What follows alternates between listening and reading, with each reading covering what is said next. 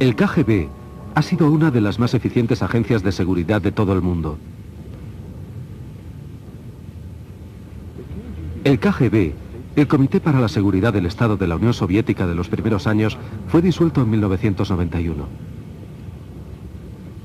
Esta plaza moscovita, justo enfrente de los cuarteles generales del KGB, se llamaba Dzerzhinsky, en honor del primer jefe de seguridad bolchevique. Ahora ha vuelto a llamarse Lubianka, su nombre original.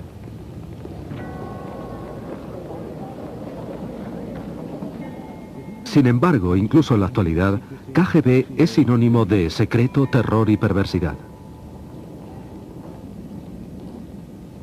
Esta organización soviética para la seguridad ha utilizado distintos nombres durante sus más de 70 años de existencia. Ha sido una institución poderosa y opresiva, temida por toda la población soviética. Las investigaciones sobre el pasado del KGB nos han proporcionado luz acerca de su siniestra existencia. El KGB y sus antecesoras han jugado un papel de la mayor importancia en la historia de Rusia.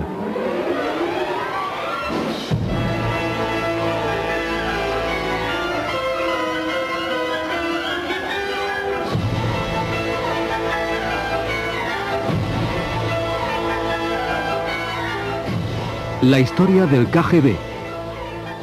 Los primeros años.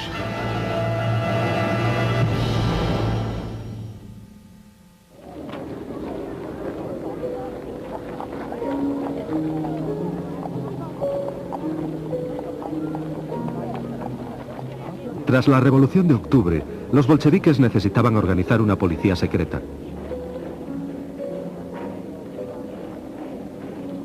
Su partido era pequeño e impopular y parecía obvio que podría perder el poder tan rápidamente como lo había conseguido.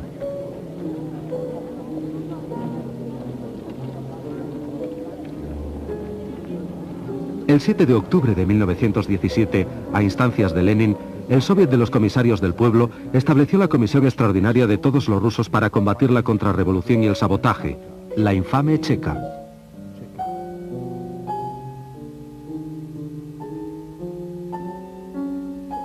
Félix Dzerzhinsky fue nombrado presidente de la misma.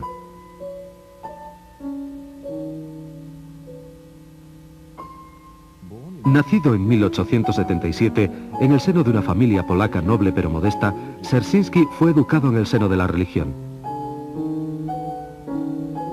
Antes de cumplir 20 años, se unió a los revolucionarios y fue arrestado y encarcelado numerosas veces. Fue elegido para el Comité Central Bolchevique en 1906 y era miembro del Comité Revolucionario Militar que estaba detrás de los sucesos de octubre de 1917.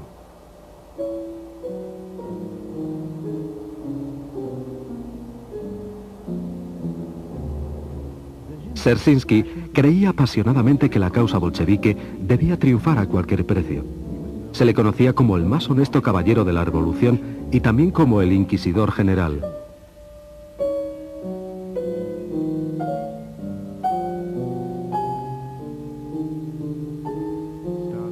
Stalin dijo de él: para la burguesía no existe un hombre tan odiado como el suyo.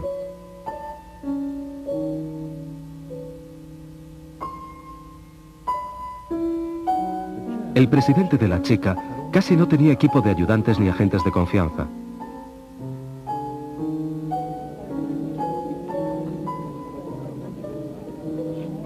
Solamente unos pocos de los primeros 20 hombres permanecerían dentro del círculo interior de Dzerzhinsky, entre ellos Jacob Peters, Iván Xenofontov y Martin Latsis.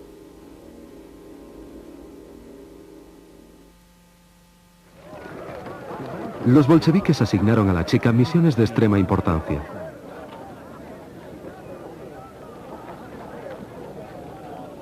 Rusia esperaba que la Asamblea Constituyente definiera y estableciera la base de un nuevo sistema político.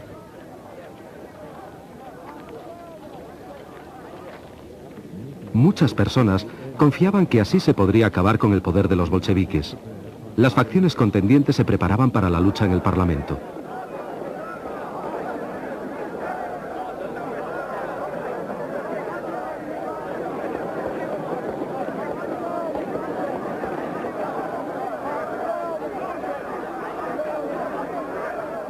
Pero los bolcheviques no tenían intención de renunciar al poder en favor de la asamblea legalmente elegida. En diciembre de 1917, los agentes de la Checa arrestaron a los miembros de la Unión para la Defensa de la Asamblea Constituyente.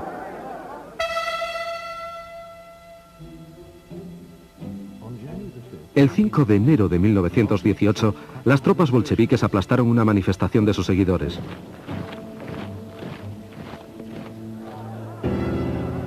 La asamblea se reunió en el Palacio Tauride.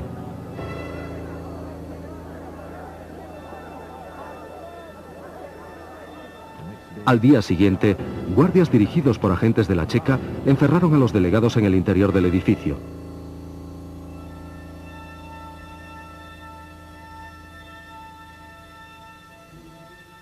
Esa noche, dos delegados, Andrei Singariov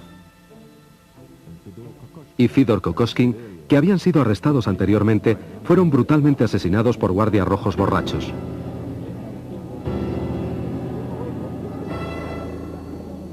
Los asesinatos conmovieron a todo el país y la Checa se vio obligada a arrestar a los dos asesinos. Pero de alguna manera se las arreglaron para soltarles sin castigo y el caso fue cerrado.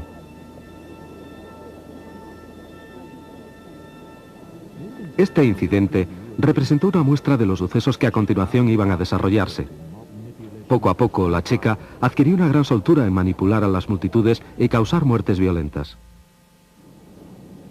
Pero la situación de los bolcheviques era precaria. En febrero de 1918, la República Soviética estaba al borde de la derrota militar. Petrogrado estaba amenazado seriamente. Lenin firmó el siguiente decreto: la patria soviética está en peligro. Con él, los agentes de la Checa estaban autorizados a fusilar en cualquier momento y lugar a agentes enemigos, criminales, especuladores, agitadores contrarrevolucionarios y espías alemanes. La Checa podía ejecutar a cualquiera. No se necesitaban pruebas concluyentes de culpabilidad. Esto le permitió mantener una férrea disciplina en la retaguardia del Ejército Rojo.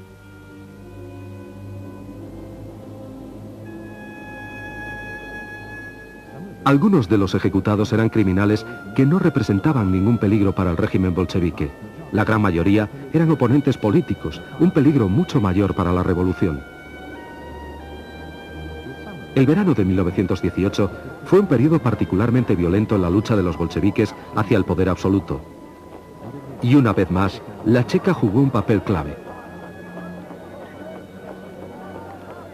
El 4 de julio, se reunió en Moscú el quinto Congreso de los Soviets. La izquierda socialista revolucionaria, un partido político dirigido por María Spiridonova, criticó duramente a los bolcheviques. La Checa tomó represalias. El 6 de julio, Yakov Blyunkin, un miembro del partido de la izquierda socialista revolucionaria, que era también agente de la Checa, asesinó al conde Mirbach, embajador de Alemania. Lenin acusó a la izquierda socialista revolucionaria de intentar provocar una guerra contra Alemania.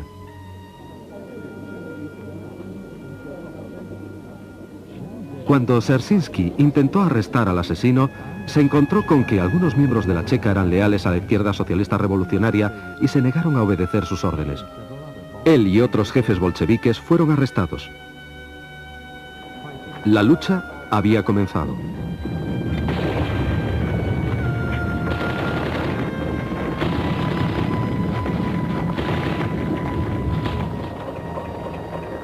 La suerte contra los socialistas revolucionarios estaba echada. 2 días más tarde, refuerzos a las órdenes de Jacob Peters, adjunto a Dzerzhinsky, redujeron a los insurgentes y arrestaron a los dirigentes de la izquierda socialista revolucionaria. El asesino del embajador Mirbach tenía un largo futuro en la Checa.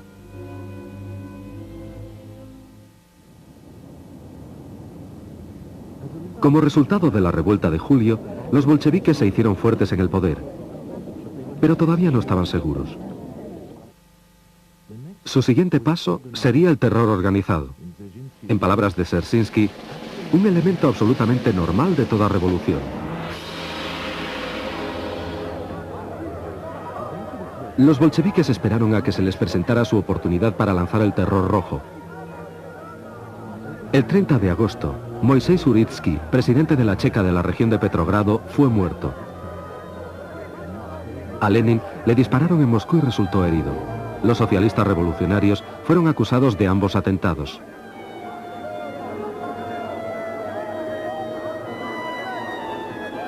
La respuesta fue tan rápida y tan bien organizada que muchos historiadores creen que los asesinatos fueron orquestados por la Checa.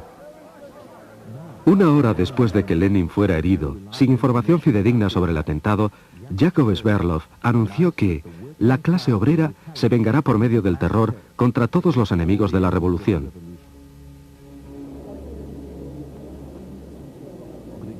Gregory Zinoviev, presidente del Soviet de Petrogrado, dijo: la burguesía puede matar a varias personas. Nosotros podemos eliminar a una clase entera.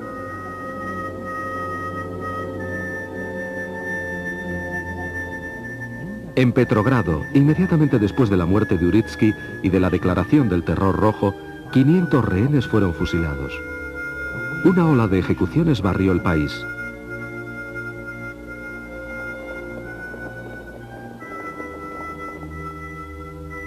Ahora, las unidades locales de la Checa, compuestas exclusivamente por bolcheviques, eran extremadamente eficientes. Gradualmente, la Comisión Extraordinaria para todos los rusos se introdujo en cada resquicio de la sociedad. Se abrieron oficinas hasta en las más pequeñas ciudades y las regiones más remotas.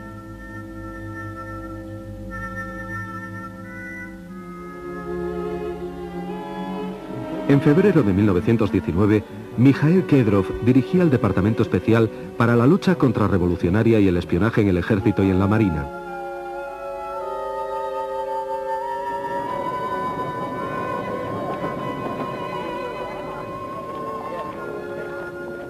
La Checa tenía ahora sus propias y grandes unidades militares. La lista de crímenes que la Checa podía reprimir a su libre albedrío había sido considerablemente ampliada. Ya casi no se conocían límites al extraordinario poder de la Checa.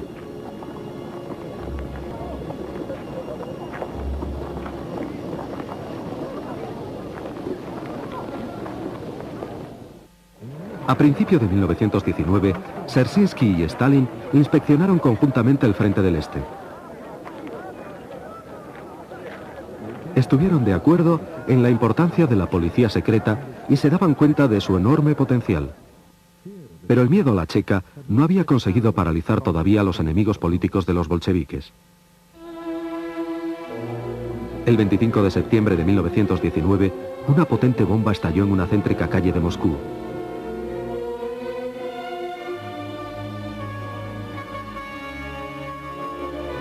La carga, de 25 kilos, destruyó el edificio donde el comité del partido de Moscú se encontraba reunido en conferencia. El dirigente bolchevique moscovita Vladimir Zargoski y 11 personas más murieron. 55 resultaron heridos.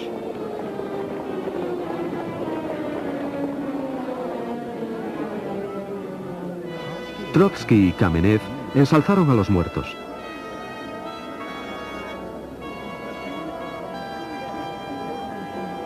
Mientras tanto, la Checa se había puesto a trabajar. Al principio, Dzerzhinsky sospechó que el partido Izquierda Socialista Revolucionaria y el Centro Nacional eran responsables de la bomba.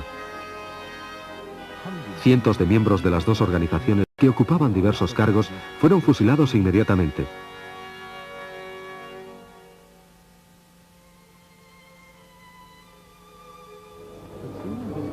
Pero pronto, los investigadores a las órdenes del jefe de la Checa de Moscú, Vasily Mantsev, descubrieron que el encubierto movimiento anarquista había sido el responsable.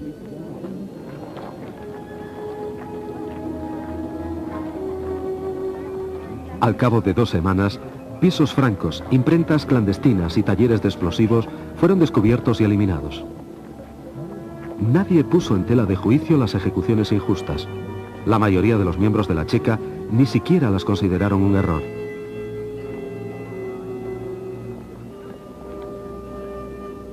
Incluso entre los bolcheviques, nadie se consideraba con las fuerzas suficientes para cuestionar a la Checa en público, aunque en privado comentaban que el eslogan «Todo el poder para los soviets» había sido cambiado por el de «Todo el poder para la Checa».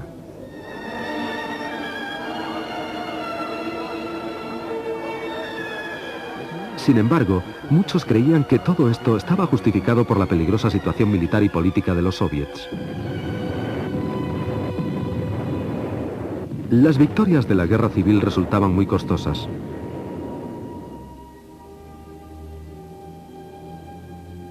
El descontento se extendía por todo el país y saltaba en cualquier lugar.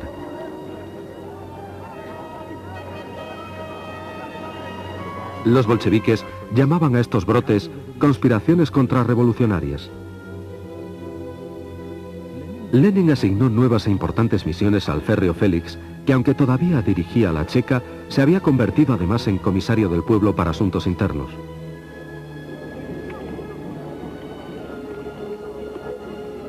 Al mismo tiempo, se hizo cargo del reclutamiento de trabajadores y presidía la comisaría de medios de comunicación.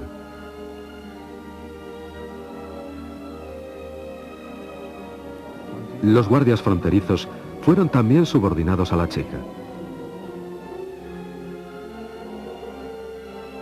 Más tarde, Dzerzhinsky tomó parte en asuntos diplomáticos y se convirtió en miembro del comité científico. Todos los asuntos importantes del Estado eran controlados por su servicio secreto.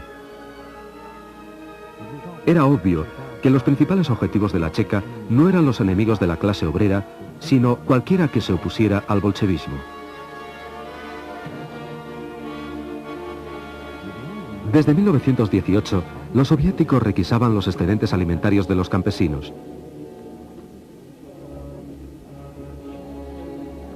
Unidades armadas especiales de la Checa, las unidades de los alimentos, se encargaban de esta misión y frecuentemente saqueaban todas las provisiones de un pueblo.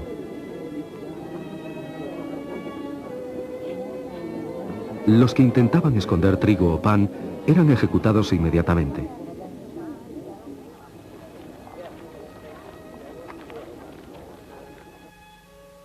Las revueltas campesinas se hicieron frecuentes. En 1920 y 1921, los campesinos de la región de Tambov, conducidos por Alexander Antonov, iniciaron una guerra de guerrillas contra los bolcheviques.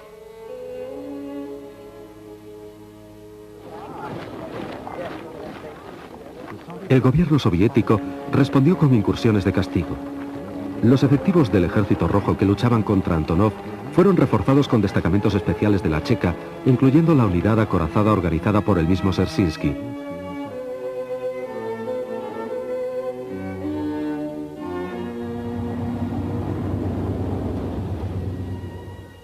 Se tomaron como rehenes a las familias de los rebeldes.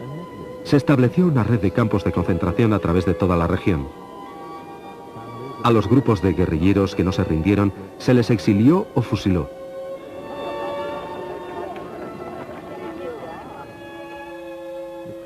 El punto álgido se alcanzó en el verano de 1921, cuando agentes de la Checa se infiltraron en los cuarteles generales de Antonov, sofocando sin piedad el levantamiento campesino.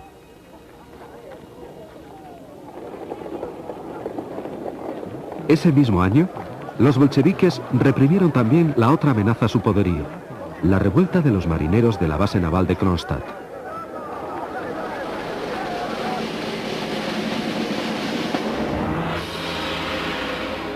Cuando la Checa no podía reprimir a los marineros rebeldes, las unidades del ejército intervenían decidiendo el final de la resistencia.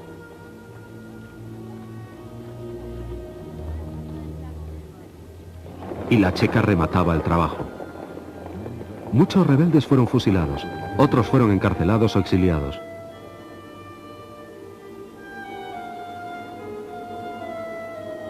Todo esto ocurrió poco después del 1 de mayo.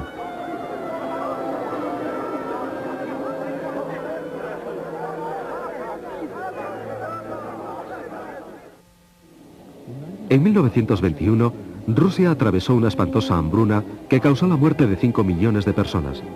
La gente de la región del Volga llegó a comer hierba. Como se ha demostrado, se llegó incluso al canibalismo.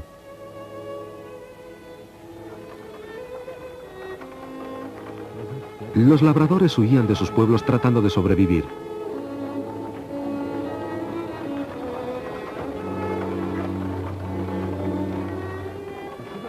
El mundo civilizado estaba conmovido y se dispuso a prestar ayuda.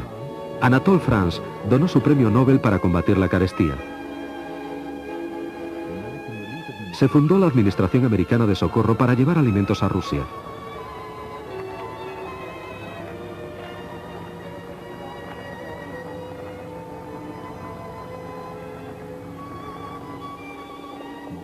El explorador noruego del Ártico, Fridtjof Nansen, visitó las zonas azotadas por el hambre y pidió un esfuerzo para conseguir la ayuda necesaria. Pero la checa estaba convencida de que los esfuerzos de socorro solamente eran una excusa para espiar. Los miembros de la Administración Americana de Socorro eran constantemente vigilados por la checa, incluso en las reuniones oficiales.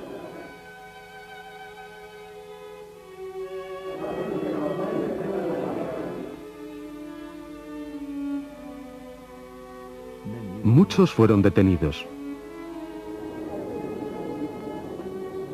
La Iglesia Ortodoxa rusa, dirigida por el patriarca Tijón, recogió donativos para los hambrientos campesinos.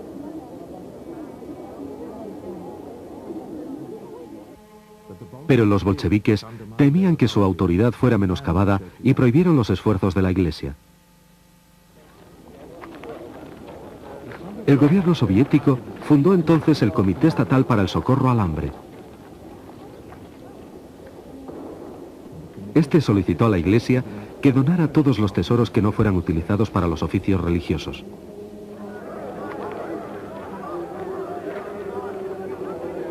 En realidad, esto representaba una maniobra auspiciada por la checa para adueñarse de todas las posesiones de la Iglesia.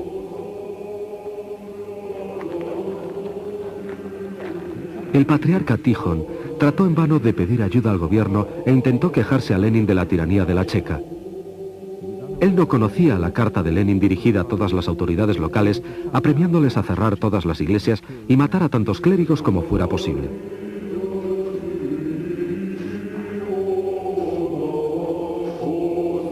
La insistencia del patriarca acabó con su arresto domiciliario y su posterior destierro al monasterio de Donskoy, donde murió en 1925 en fecha no determinada.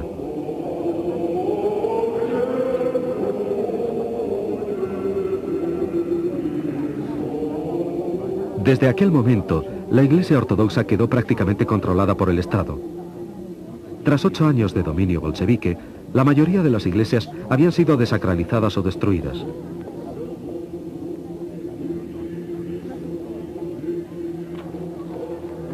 De las 96 iglesias de Petrogrado, solamente quedaban abiertas al culto 7. Los monasterios fueron reducidos a campos de labor para miles de religiosos socialmente extraños.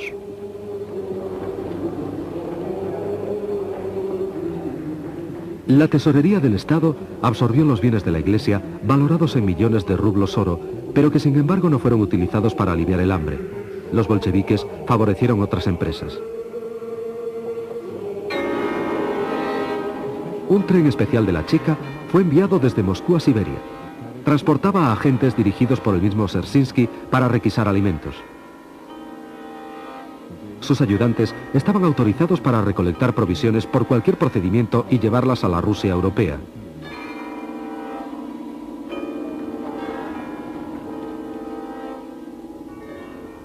Cuando Dzerzhinsky volvió de su viaje por el pan en febrero de 1922, ya no era el jefe de la Checa, sino el presidente de la agencia política principal, la GPU, creada en el seno del Comisariado Popular de Asuntos Internos, la NKVD.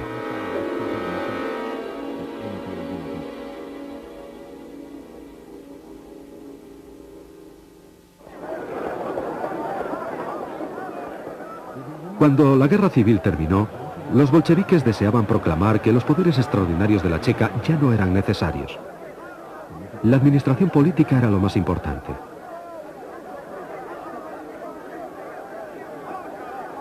El régimen soviético se encargó de eliminar a los que se oponían abiertamente a él y trató de descubrir a sus adversarios ocultos. La solución de Dzerzhinsky era sencilla. La GPU debe llegar a ser la sucesora de las gloriosas tradiciones y hazañas de la Checa. En el verano de 1922, preparó un juicio contra los dirigentes de los socialistas revolucionarios encarcelados.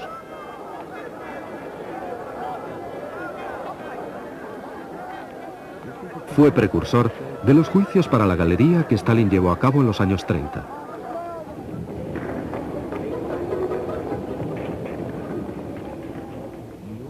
Georgi Piatakov presidió el juicio.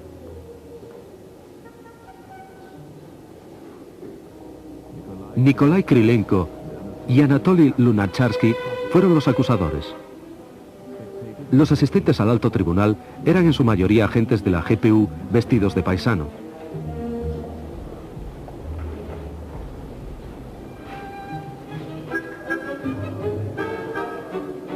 La GPU se había preparado meticulosamente para el juicio.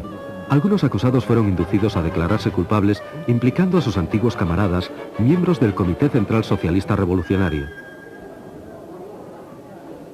Dos provocadores, Grigori Semyonov y Lidia Konopleva, se habían infiltrado en este grupo de colaboradores.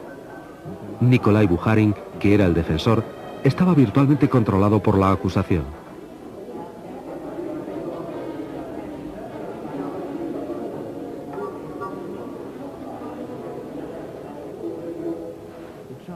Las acusaciones, que iban desde provocar la guerra civil hasta la intentona de asesinato de Lenin, no tenían base. Sin embargo, Krylenko solicitó la pena de muerte.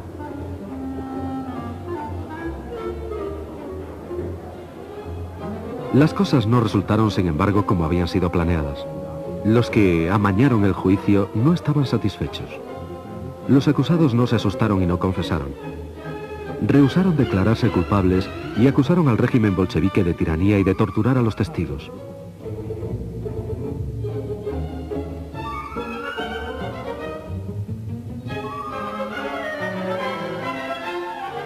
El gobierno no se atrevió a sancionar la pena capital.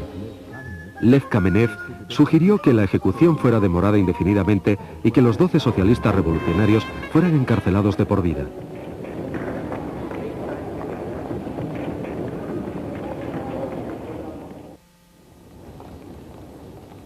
Los socialistas revolucionarios resultaron un grave compromiso para la GPU, que había tenido mayor éxito con las actividades de la Comisión para la Mejora de la Vida de la Infancia, creada en 1921 y que había sido dirigida por el incansable Dzerzhinsky.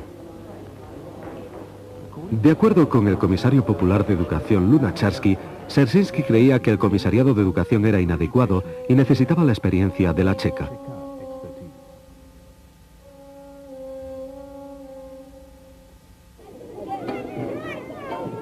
El problema era extremadamente serio. Las represalias de la guerra civil y las migraciones forzosas habían dejado un número impresionante de huérfanos. Había 6 millones de niños sin hogar ni familia vagando por los caminos de Rusia y aglomerándose en sus ciudades.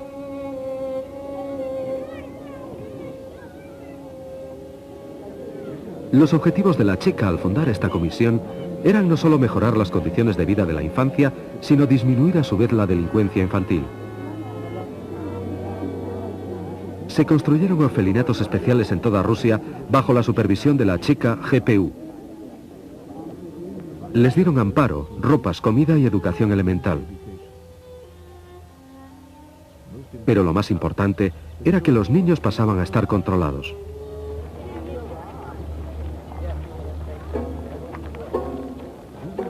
Los delincuentes juveniles fueron enviados a reformatorios donde la reeducación se llevaba a cabo por medio del trabajo.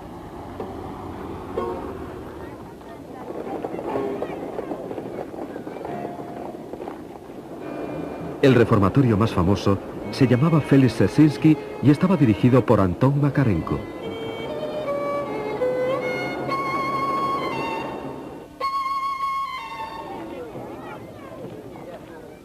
En diciembre de 1922, los soviets celebraron el 5º aniversario de su servicio secreto. Los mejores soldados de la GPU desfilaron en la Plaza Roja y se celebró una gran fiesta en el Teatro Bolshoi, en la cual Mikhail Kalinin se dirigió al público con estas palabras. La humanidad entera debe estar agradecida a la Checa, declaró. La primera insignia de oficial de honor de la Checa fue otorgada a Dzerzhinsky. Días después, cuando se reunió el primer congreso de los soviets de la recientemente creada Unión Soviética, el Comité Central del partido decidió cambiar el nombre del servicio secreto una vez más. La GPU se convirtió en la OGPU, la Agencia Política del Estado Unificado.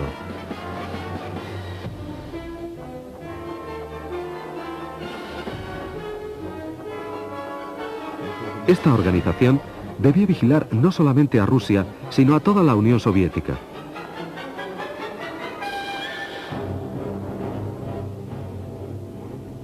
Dzerzhinsky llegó a formar parte del gobierno soviético. Desde aquel momento en adelante, las principales cabezas de la policía secreta pasarían a situarse en las más altas instancias de todos los organismos del Estado y del partido. En 1923, la OGPU tenía numerosos adversarios fuera de la Unión Soviética.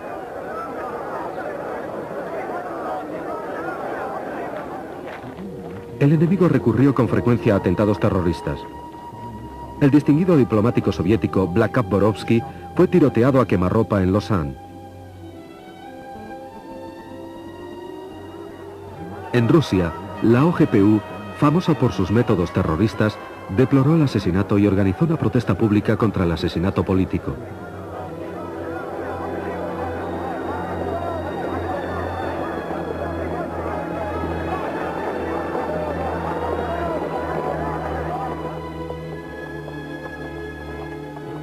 A partir de 1922, a Occidente le resultaba muy difícil estar a la altura del servicio secreto extranjero de la OGPU, dirigido en aquel momento por Mikhail Triliser. La influencia soviética era especialmente importante en Persia y Afganistán.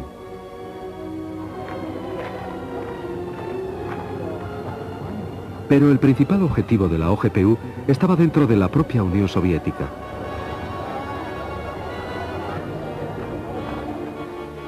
Lenin estaba muy enfermo y era esencial elegir un sucesor. Al mismo tiempo que las luchas internas del partido se hacían más intensas, Lev Trotsky, Nikolai Bukharin, Lev Kamenev,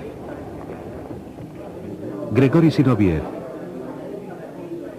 y Mikhail Tomsky parecían destacar como candidatos principales en la batalla por el poder. Pero solo 3 personas poseían realmente el poder. Trotsky, que controlaba el Ejército Rojo, Dzerzhinsky con la OGPU y Stalin con los aparachiks del partido. El odio a Trotsky unió a Stalin y a Dzerzhinsky.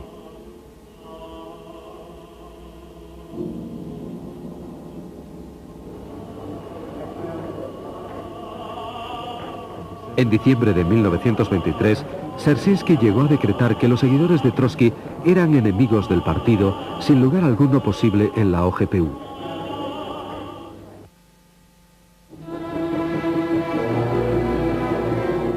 El día 21 de enero de 1924, Lenin moría.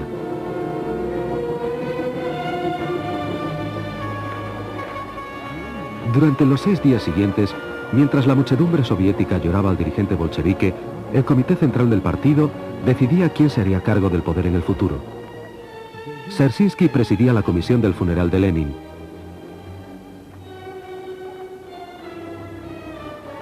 Cinco días después, pasaba a ocuparse del Soviet Supremo de Economía Popular sin haber renunciado a su puesto principal de jefe de la OGPU. Stalin continuaba siendo secretario general del partido bolchevique. Lenin se había opuesto abiertamente, pero con la ayuda de la OGPU, su testamento y sus últimas disposiciones fueron ocultados a la organización del partido y a sus miembros.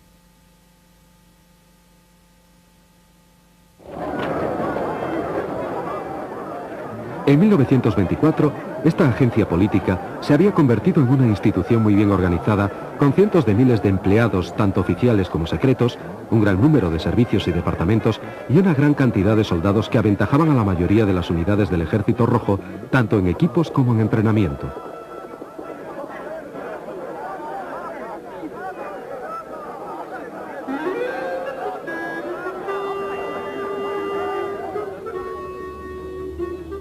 El presupuesto anual de la OGPU, incluyendo a los guardias fronterizos y a las unidades militares, era de 4 millones de rublos oro.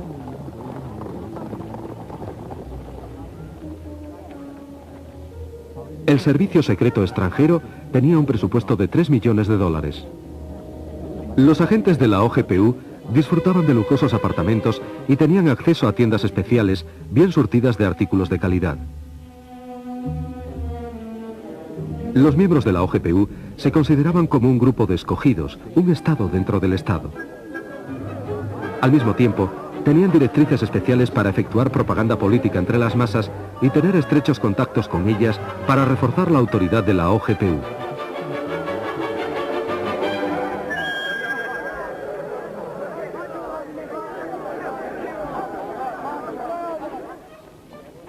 Dirigidos desde arriba, muchos organismos soviéticos suministraban auxilio a las distintas unidades de la OGPU.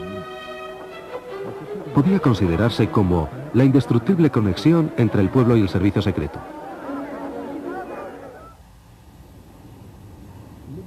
El generoso apoyo financiero y la gran experiencia permitieron al servicio secreto soviético llevar a cabo diversas operaciones que fueron coronadas por el éxito. Una de las más famosas fue la detención en 1924 de Boris Savinkov, un viejo y duro enemigo de los soviets. Savinkov era miembro de la organización militar de los socialistas revolucionarios. Había vivido en el exilio desde 1918, esperando que a los bolcheviques les cambiara la suerte. La OGPU comenzó la cacería de Savinkov. Entre 1921 y 1924, cientos de personas fueron arrestadas y acusadas de asociarse con él. Algunos traicionaron al jefe de los socialistas revolucionarios. Pero no se podía conseguir que Savinkov mordiera el anzuelo y volviera a territorio soviético. No, hasta que le fue ofrecida la jefatura de una organización secreta ficticia. El jefe del contraespionaje de la OGPU, Artur Artusov, supervisó la operación, cuyo nombre secreto era Sindicato 2. El agente de la OGPU, Andrei Fedorov, viajó al extranjero simulando ser un antibolchevique.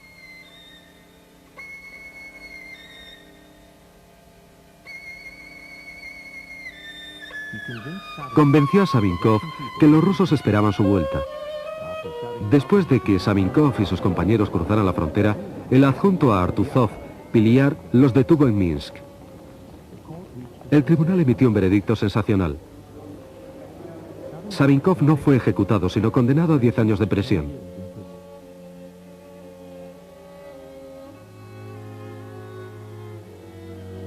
Sin embargo, en mayo de 1925 se cayó de una ventana de su prisión. La OGPU dictaminó que había sido un suicidio.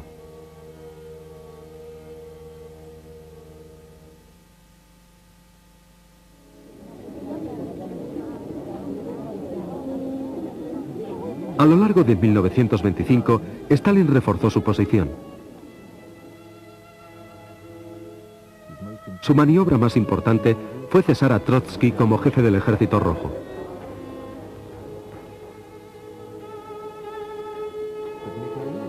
Pero Mijael Frunze, su sucesor, demostró que era demasiado independiente y poderoso para el gusto de Stalin. Ese mismo año, Frunze moría convenientemente durante una operación de cirugía. Se le había avisado de que no se operase, un hecho que nunca fue mencionado en los informes médicos que siguieron a continuación. Había existido una clara conexión entre la policía secreta y médicos corruptos. El mando del Ejército Rojo fue asignado a Kliment Voroshilov, que era acérrimo y leal seguidor de Stalin. Voroshilov había sido uno de los primeros agentes de la Checa.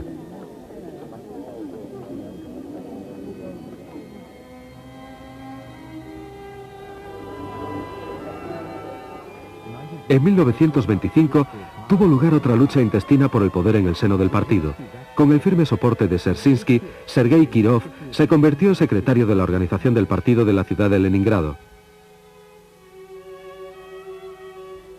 Sustituyó a Grigori Zinoviev, jefe de la nueva oposición, y estaba resuelto a comprobar la creciente influencia política de Stalin.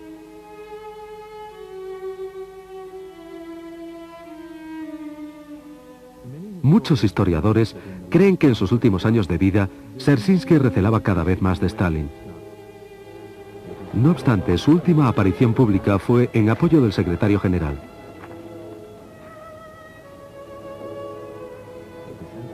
En el pleno del comité del 20 de julio de 1926 se mostraría crítico ante los oponentes de Stalin, Georgi Piatakov y Lev Kamenev.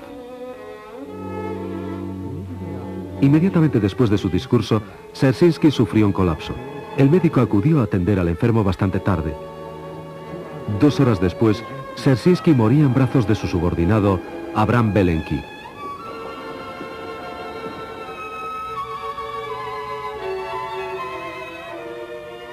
El funeral de Dzerzhinsky representaba una ocasión importante para los bolcheviques. Fue la última vez que los dirigentes del partido estarían juntos. El puesto de cada uno de ellos en la Guardia de Honor representaba su influencia política. Cuando enterraron a Dzerzhinsky, los bolcheviques dijeron adiós no solo a un camarada, sino también a una época. El periodo que más tarde fuera denominado como la época del terror revolucionario romántico había terminado.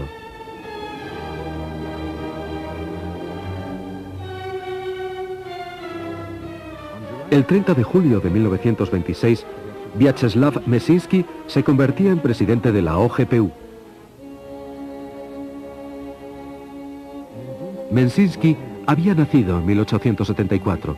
Se licenció como abogado en la Universidad de San Petersburgo y se afilió a los bolcheviques en 1902.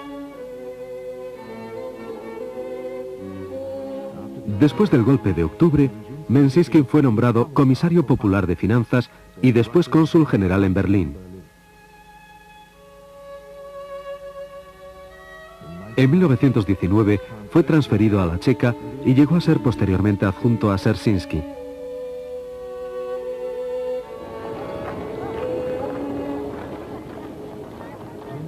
Meszynski era muy diferente de sus colegas. Provenía de la inteligencia, era experto en física, química, le gustaba la astronomía y hablaba 20 lenguas. Era también un caballero, lo que parecía ser un ser inconveniente para una persona de su posición.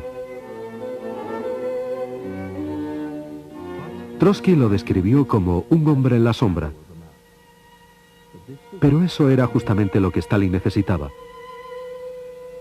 El nombramiento de Meszynski hizo que Stalin pasara a ser dueño absoluto de la OGPU.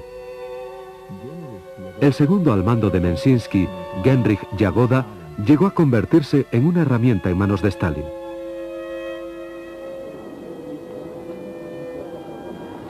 Stalin forjó su reino de terror utilizando a cada paso a la OGPU.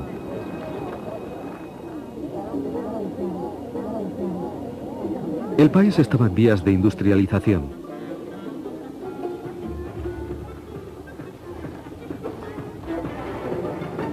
Los grandiosos planes y los caprichosos plazos de tiempo eran imposibles de alcanzar. La cuidadosa planificación de los proyectos de construcción y el duro trabajo de los obreros se desperdiciaban debido al caos, a la mala dirección y a la falta crónica de los suministros más necesarios.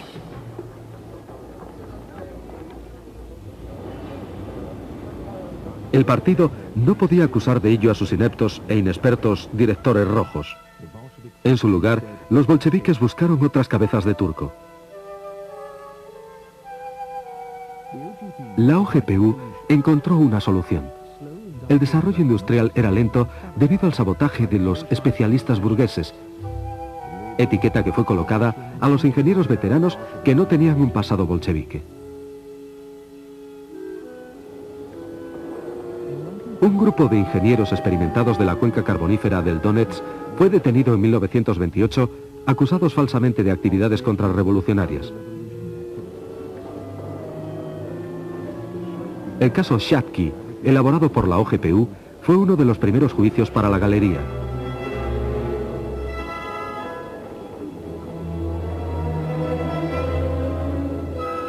Stalin no estaba contento con los resultados.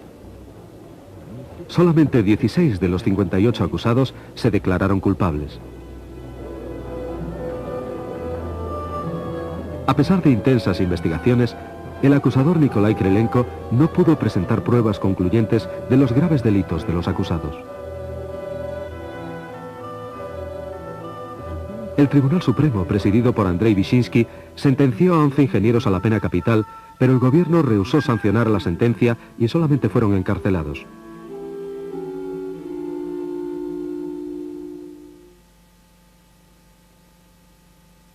Durante 2 años, Krylenko y la OGPU montaron un nuevo caso. Ahora aparecieron saboteadores en todas las industrias soviéticas. Todas las empresas fueron purgadas. Todos los miembros de la oposición del partido y aquellos que no tuvieran un pasado proletario estaban perdidos. Juzgados en tribunales populares, eran remitidos a las comisiones de la OGPU y enviados a campos de trabajo y de concentración. La Comisión Central de Purgas estaba dirigida por Jakob Peters.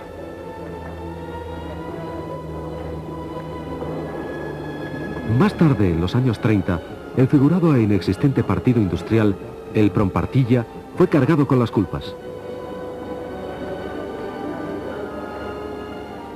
La OGPU corrigió sus primeros errores. Solamente había esta vez 8 acusados. Muchos de ellos confesaron humildemente falsos crímenes y fueron testigos de la acusación. El profesor Leonid Radmin, el supuesto dirigente del Prompartilla, y los otros 7 acusados habían sido forzados por la OGPU para que confesaran.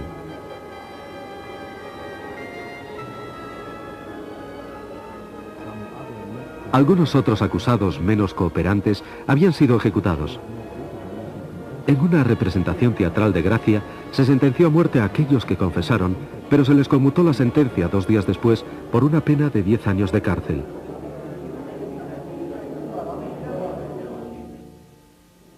Al mismo tiempo, los campesinos rusos fueron sometidos a duras represiones. La primera etapa de colectivización que Stalin llevó a cabo comenzó en 1928. Millones de campesinos que no deseaban ir a las granjas colectivas fueron represaliados. Los kulaks, o campesinos ricos, fueron exiliados. Cualquier labrador podía ser considerado un kulak. Estas acciones de represalia fueron disfrazadas como lucha contra los kulaks.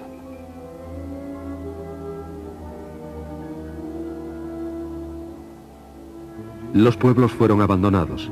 Las prisiones estaban abarrotadas. Stalin concibió un nuevo plan: utilizar a trabajadores forzados para construir el socialismo. Los convictos serían utilizados hasta el agotamiento total y después serían desechados. Las prisiones y los campos controlados por el Ministerio de Justicia estaban administrados por la OGPU. Este fue el origen del infame Gulag, la administración de los campos principales. Genrikh Yagoda fue su primer dirigente.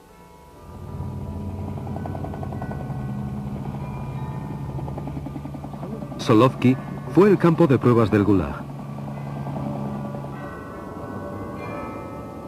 En 1923 se inauguró un campo de concentración modelo en la zona del monasterio Solovetsky. Desolado y en ruinas, estaba situado en unas islas a 40 kilómetros de la costa del frígido Mar Blanco. Durante los 6 meses de invierno no había contacto con tierra firme.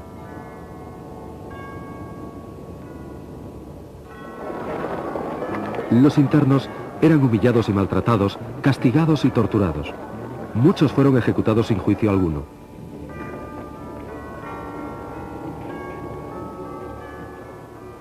Los principios económicos en que se basaba el Gulag fueron puestos a prueba en Solovki: conseguir el máximo esfuerzo de trabajo al mínimo costo. En 1926, el campo de Solovki consiguió una producción de madera valorada en 63.000 rublos. En 1929, esta cifra se había elevado a 3,5 millones de rublos. Un año más tarde, llegaba a los 10 millones.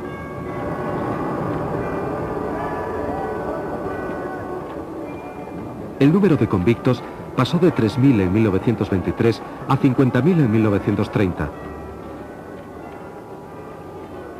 La productividad aumentó 10 veces. Esta era la economía del Gulag.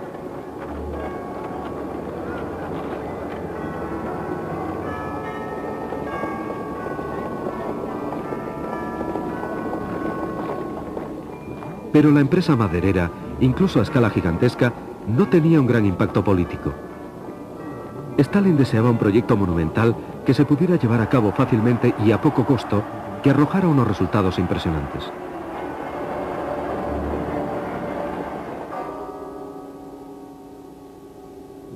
La construcción de un canal entre los mares Blanco y Báltico comenzó en septiembre de 1931. Miles de sentenciados serían sacrificados en este gigantesco proyecto supervisado por la OGPU.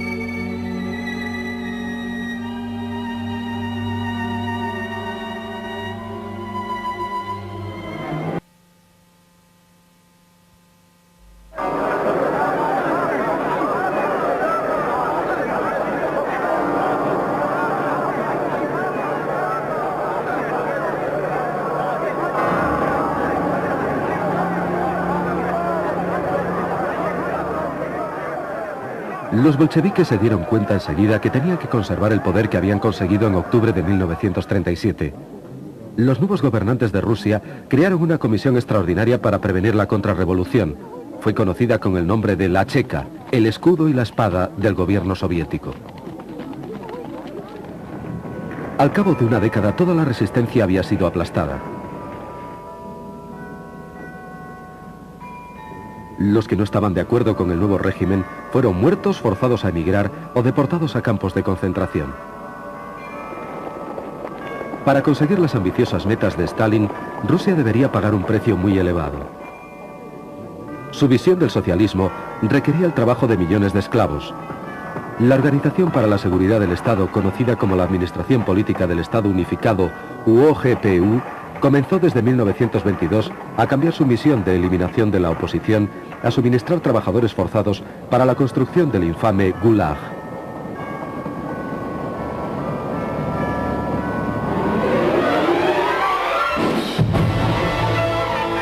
La historia del KGB. Segunda parte, los profesionales.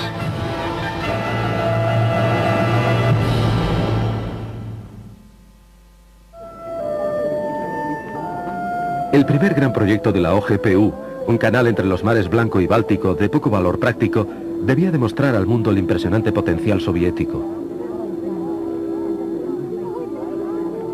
El canal de Belomor cruzaba el árido terreno de la Rusia del Norte.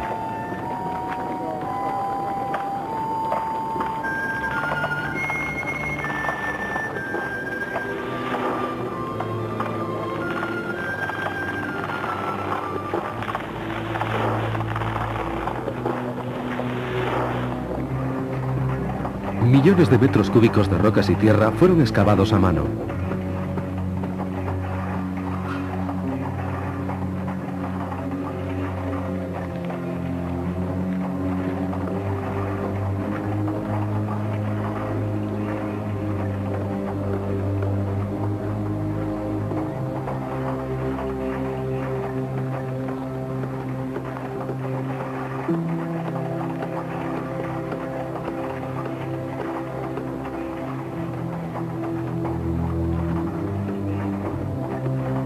Docenas de diques y pantanos fueron construidos en menos de 20 meses. Incluso los noticiarios cinematográficos oficiales fueron testigos de estos horrores. Alexander Solzhenitsyn estimó la mortandad de los trabajadores forzosos en 1 millar de personas al día.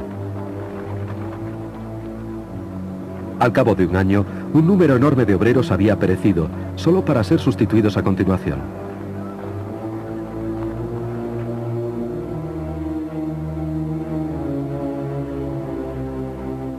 El canal fue terminado en el tiempo previsto.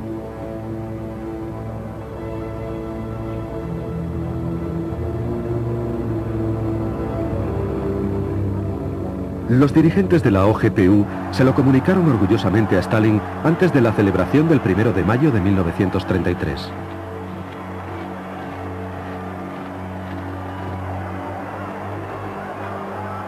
El proyecto había sobrepasado todas las expectativas. Solamente se habían gastado la cuarta parte de los 400 millones de rublos presupuestados.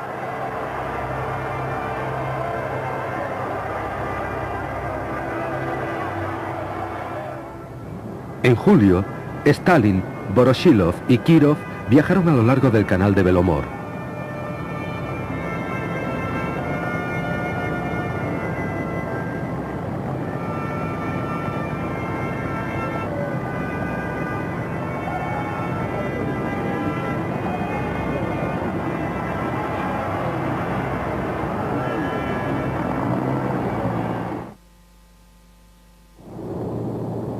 La OGPU pasó a encargarse de otros proyectos. Desde 1932 a 1937 fue construido un canal de 130 kilómetros entre Moscú y el Volga. Las condiciones en las que se trabajaba eran ínfimas. Esta nueva ruta unía a la capital soviética con los 5 mares, pero a un costo humano desmesurado.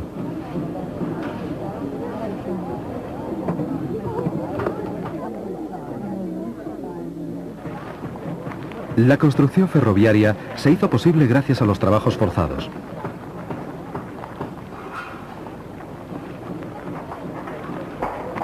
Los prisioneros del Gulag construyeron enormes complejos industriales en los Urales, Siberia y en el lejano norte.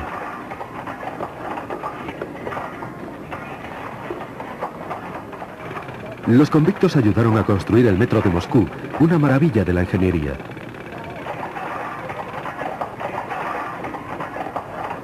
Los cortometrajes oficiales solamente mostraban a obreros entusiastas.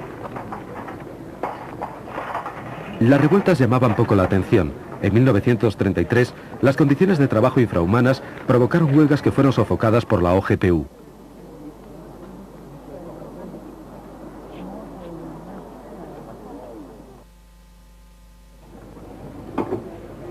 La seguridad soviética deseaba tener el control total de la población. La emisión de pasaportes domésticos en 1932 fue uno de los primeros pasos. Solo aquellos que tenían todos sus papeles en regla pudieron obtener la documentación.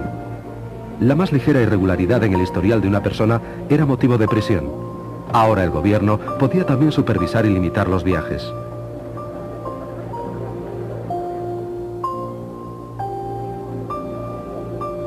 No contentos con esto, se realizaron todos los esfuerzos posibles para regular el pensamiento y los sentimientos de la población soviética, en particular los de la inteligencia.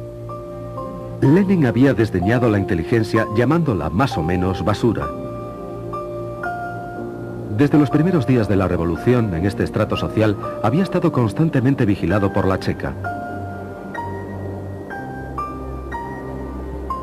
Los científicos, artistas, filósofos y escritores fueron los primeros en sufrir el exilio, la encarcelación y la ejecución.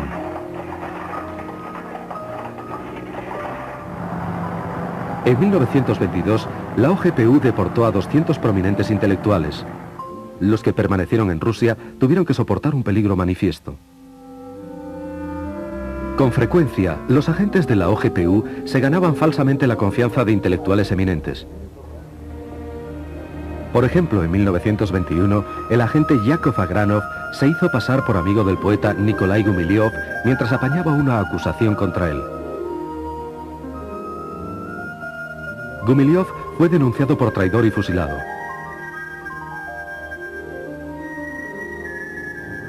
Agranov se hizo entonces amigo de otro poeta, Vladimir Mayakovsky. En 1931, Mayakovsky supuestamente se suicidó.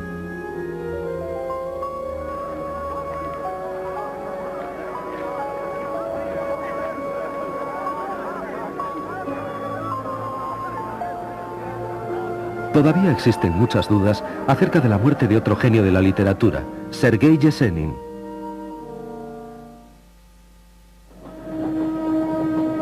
El escritor Máximo Gorki estaba también muy estrechamente vigilado por la OGPU.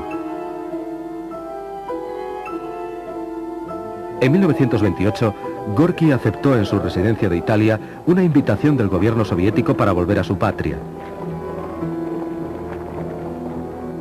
El delegado jefe de la OGPU, Henryk Jagoda, asumió la responsabilidad personal del éxito de la vuelta a Rusia y de su simultánea reeducación.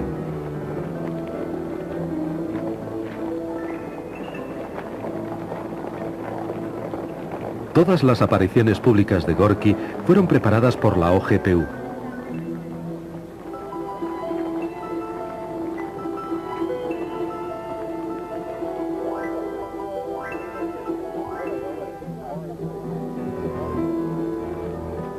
La gente que le rodeaba, incluyendo su cocinero y su jardinero, fueron seleccionados y controlados por la policía secreta. Se tomaron grandes trabajos para que la realidad soviética le pareciera idílica a Gorki. Se le permitió vivir con lujo. Stalin dio, en su honor, su nombre a buques, calles y ciudades, y le ofreció destacados puestos oficiales, incluyendo el de comisario de la educación. Stalin esperaba que Gorki le manifestara su gratitud escribiendo un libro que alabara al dirigente soviético.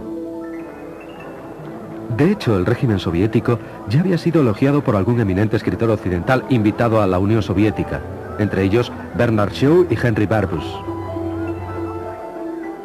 Misteriosamente, Barbus falleció de repente en Moscú poco después que se publicase su libro en el que alababa a Stalin.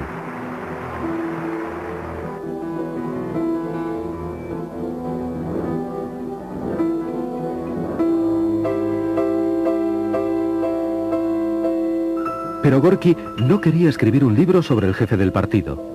A diferencia de los escritores extranjeros, él conocía las implicaciones del socialismo de Stalin. La colectivización de la agricultura acabó en una hambruna que se llevó, incluso en la estimación a la baja de la OGPU, 3,5 millones de vidas. Entre Stalin y Gorki comenzó a crecer la tensión. El escritor fue aislado.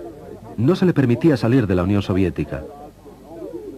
En 1934, Gorki sucumbió a las presiones y aceptó a dirigir la Unión de Escritores Soviéticos, que estaba manejada por el partido.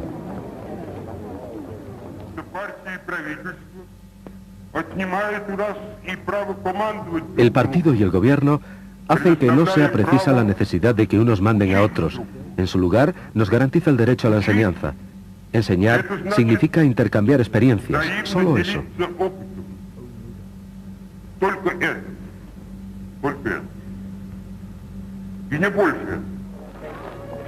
Con Gorki como escudo protector, tanto Stalin como la OGPU se aseguraron el dominio en el campo literario.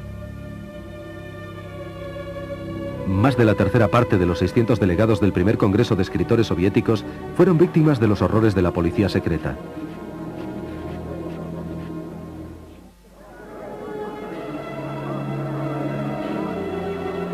En 1936, Gorki murió.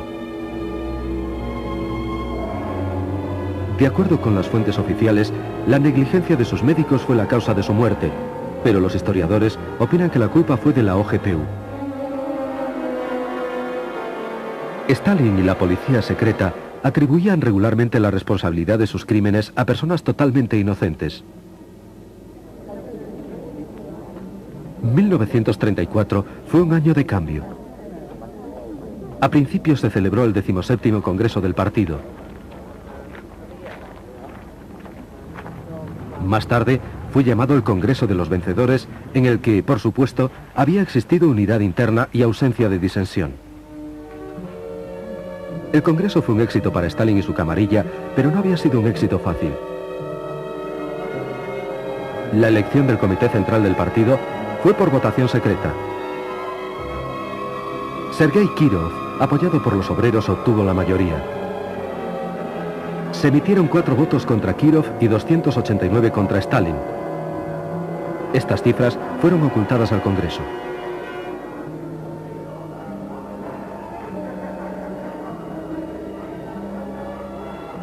Stalin llevó a cabo un fraude masivo falsificando los resultados. Solo se contabilizaron 3 votos contra Stalin. El equipo de grafólogos de la OGPU descubrió quiénes se habían opuesto a Stalin. Su brazo derecho, Nikolai Yezhov, y sus subordinados incluyeron en la lista negra a los disidentes.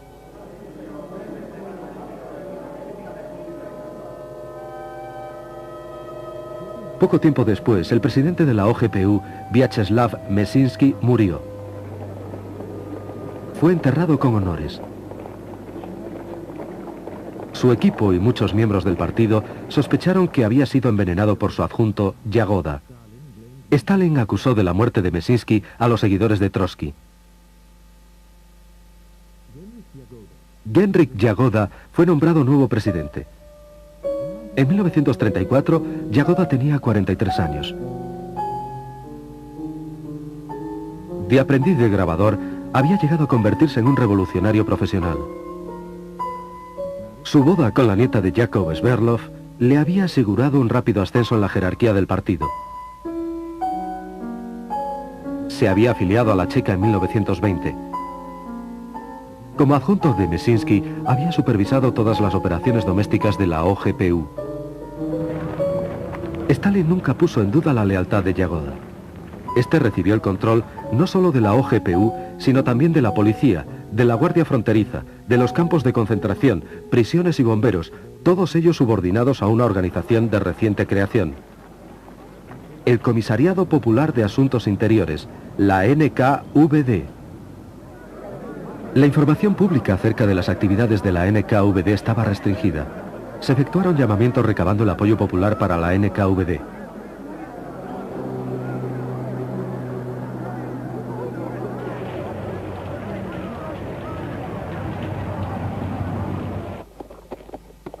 Los noticiarios cinematográficos mostraban a los guardias fronterizos mientras patrullaban a lo largo de la mayor frontera terrestre que existía en el mundo.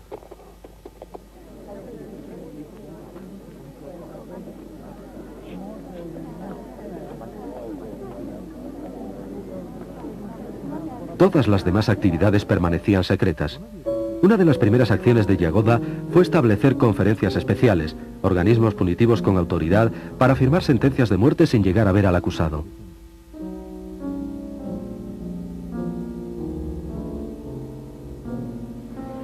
Las conferencias especiales fueron denominadas justicia de ametralladora. El genocidio de la policía estatal alcanzó todavía mayores proporciones y revistió mayor intensidad. Stalin necesitaba un pretexto para lanzar la más gigantesca campaña de terror de la historia. El 1 de diciembre de 1934 lo consiguió por fin. Sergei Kirov fue herido mortalmente en los cuarteles generales del partido en Leningrado.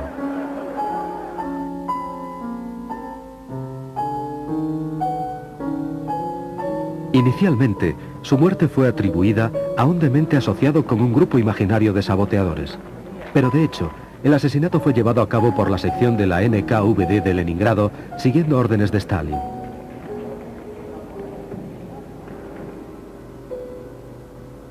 Las pruebas de que un matón de la NKVD había sido el autor de los disparos desaparecieron cuando todos los posibles testigos del asesinato fueron ejecutados. Posteriormente, Stalin acusaría a sus principales oponentes políticos, Grigori Zinoviev y Lev Kamenev, de la muerte de Kirov.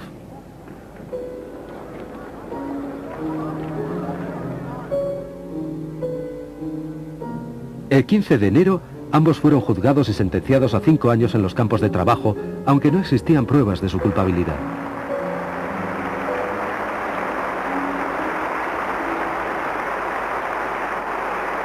La época del terror había comenzado.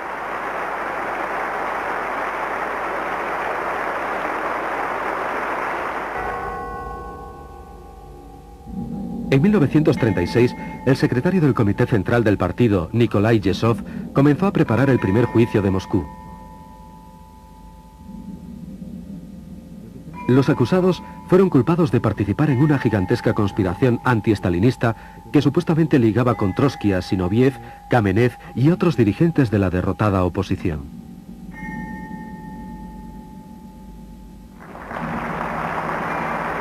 El juicio de agosto de 1936 terminó con la pena de muerte para todos los acusados.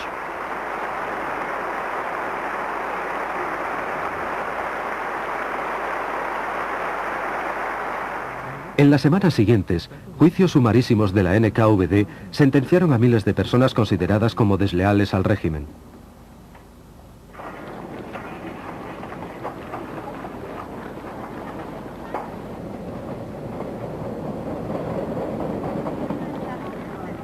Muchos comunistas extranjeros que vivían en la Unión Soviética fueron arrestados.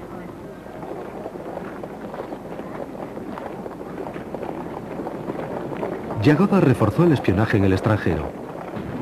La Guerra Civil Española dio a los agentes de la NKVD la oportunidad perfecta para deshacerse de los miembros disidentes del comunismo internacional.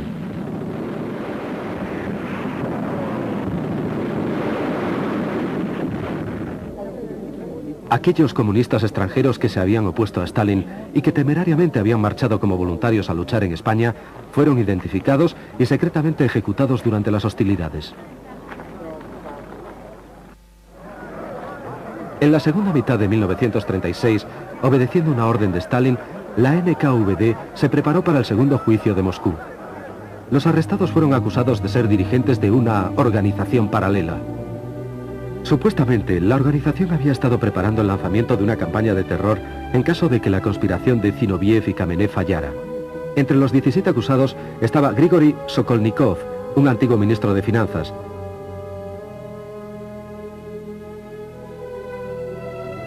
Georgi Piatakov, que fue uno de los jefes de la industria pesada. Karl Radek, el famoso periodista, y otros. El 30 de junio de 1937, 30 personas completamente inocentes fueron fusiladas en los sótanos de la NKVD.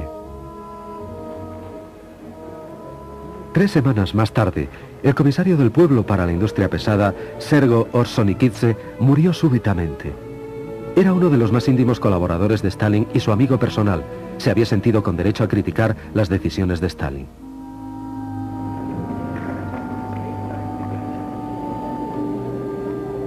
La ausencia de Yagoda en el funeral de Orsonikidze demostró públicamente la pérdida de su influencia.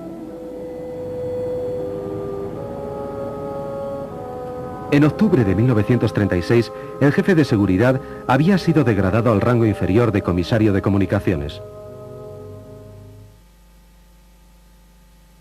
Nikolai Yesov se convirtió en la nueva cabeza de la NKVD. Un alcohólico crónico estaba físicamente incapacitado, era patológicamente cruel y tenía pasión por cantar.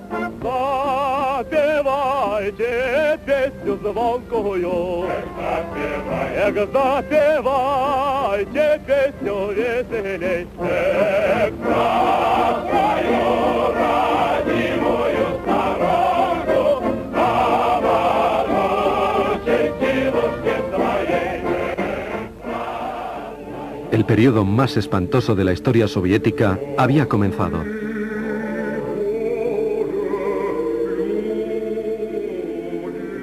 El viejo equipo dirigente de la NKVD se convirtió en la primera víctima de Yakov.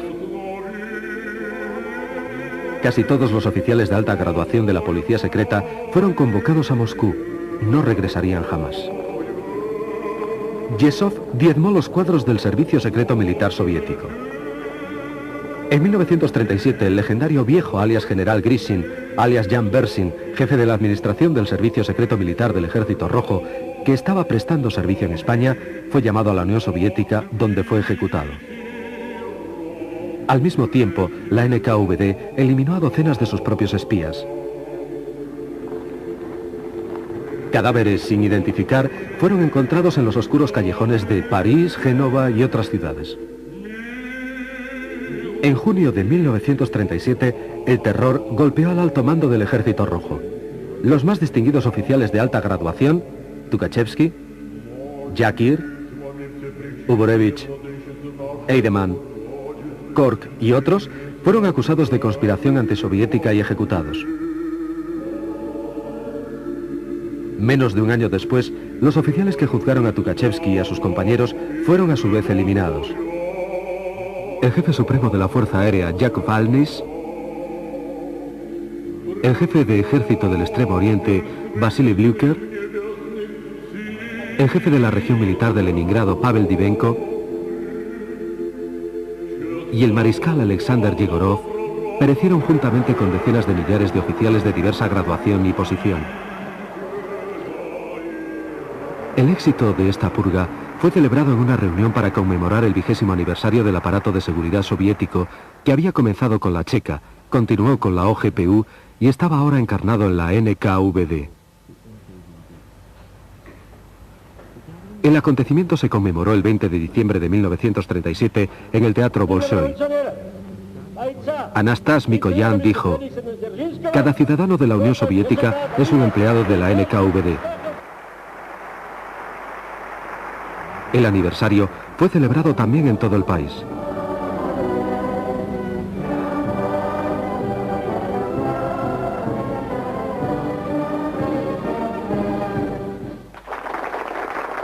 Yezhov fue galardonado con la Orden de Lenin. Unidades militares, empresas industriales e incluso maquinarias fueron llamadas en su honor como él. Con devoción fanática hacia Stalin, Yezhov redobló sus esfuerzos. Las purgas de 1937-38 alcanzaron hasta los más fieles a Stalin. Entre ellos, el comisario de justicia Nikolai Krylenko y el que fuera un destacado miembro de la Checa, Josif Yunslicht. Uno de los héroes de la Revolución de Octubre, Vladimir Antonov Osenko, fue llamado de su destino diplomático y fusilado, al igual que el antiguo presidente de la NKVD, Yagoda.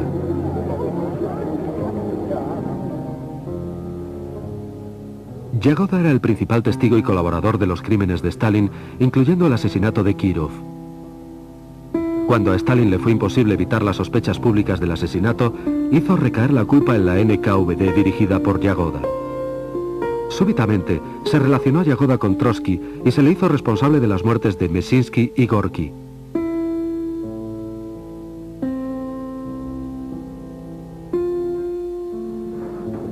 Yagoda se convirtió en uno de los principales acusados del tercer juicio de Moscú.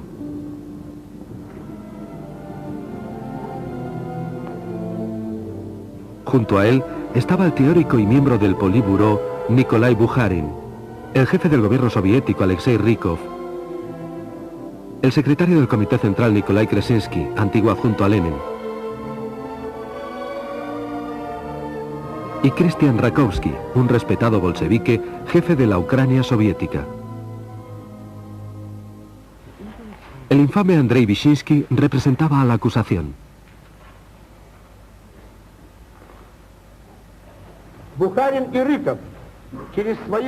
Bukharin, Rykov y sus cómplices han estado suministrando sistemáticamente información a diversos servicios secretos extranjeros. Espías alemanes y polacos han acudido como moscas alrededor de Yagoda, y él no solo los ha protegido, sino que ha espiado para ellos. Como fiscal, Vyshinsky se basaba en denuncias en lugar de hacerlo en hechos probados.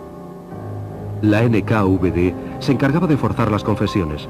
Sus agentes empleaban las más espantosas torturas sin necesidad de autorización.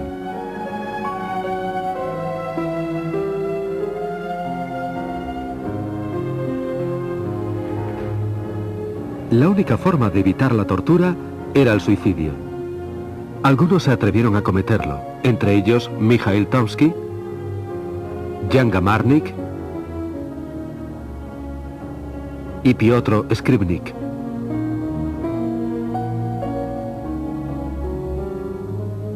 Bukharin, Rykov y los otros acusados del tercer juicio de Moscú fueron condenados. Todos fueron pasados por las armas como enemigos del pueblo.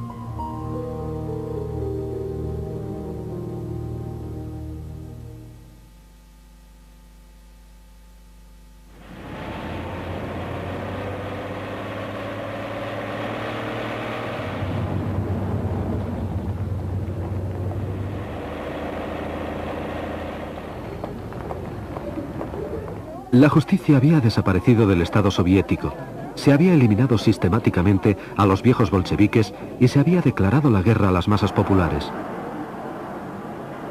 El futuro de cada individuo era peligrosamente incierto. La NKVD podía arrestar a cualquiera en cualquier parte y a cualquier hora.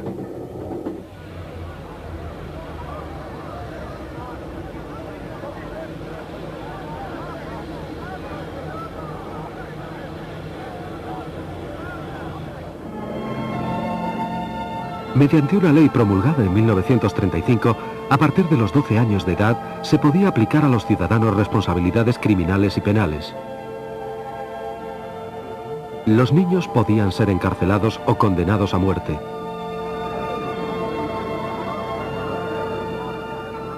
Los horrores de la política de terror de Yezhov fueron denunciados en Occidente. Romain Rolland criticó el encarcelamiento de los niños.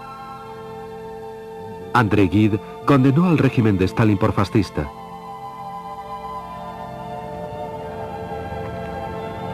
Incluso Herbert Wells, que siempre había simpatizado con la causa soviética, no pudo ya seguir emitiendo juicios favorables a la misma.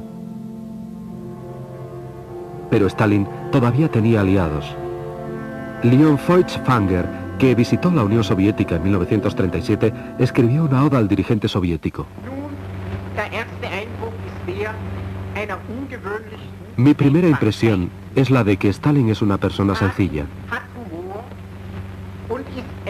El pueblo soviético no solo le respeta, sino que le adora.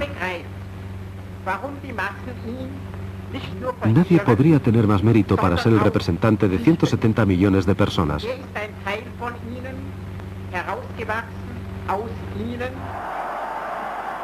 Feuchtwanger era uno de los que creía que el socialismo era el remedio de los problemas del mundo moderno. Él prefería a Stalin mucho antes que a Hitler.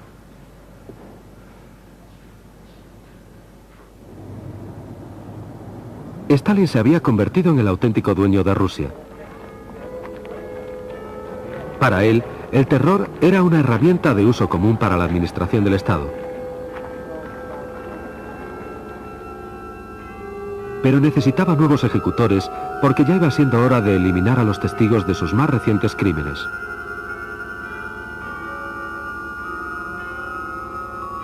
El 28 de julio de 1938, Laurenti Beria fue nombrado adjunto a Yezhov. A diferencia de otros protegidos de Stalin, Beria no era solamente uno del apparatchik del partido, era además miembro de la policía secreta. En los años 20, su falsedad, insidia y fenomenal energía permitieron a Beria labrarse una rápida carrera en la Checa de Georgia.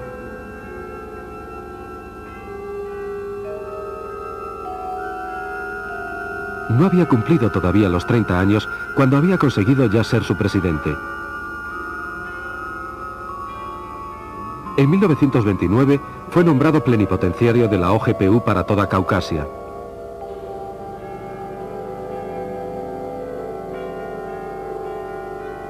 Stalin coincidió con él durante unas vacaciones en Georgia.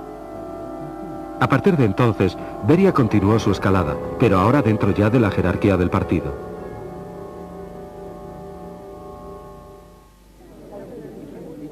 En 1931 fue nombrado primer secretario del partido en Georgia y en solo 5 años pasó, en palabras de Stalin, a establecer el orden propiamente dicho en la República.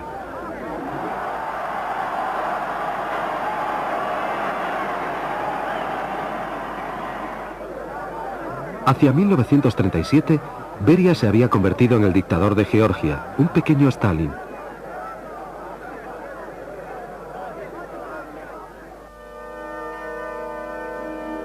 Se deshizo de todos sus oponentes, entre ellos del favorito de Stalin, Néstor Lakova, dirigente de la autonomía de Abjasia.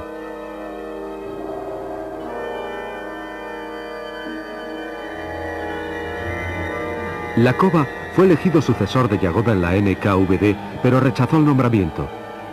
No deseaba abandonar Abjasia, prefirió quedarse para luchar contra Beria por el dominio de Transcaucasia.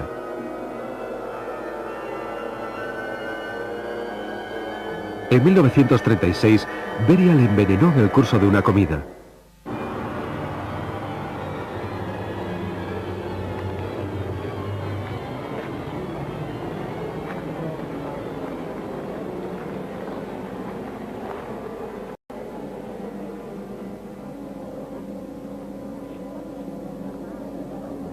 Al año siguiente, todos los parientes de Lakova habían sido eliminados.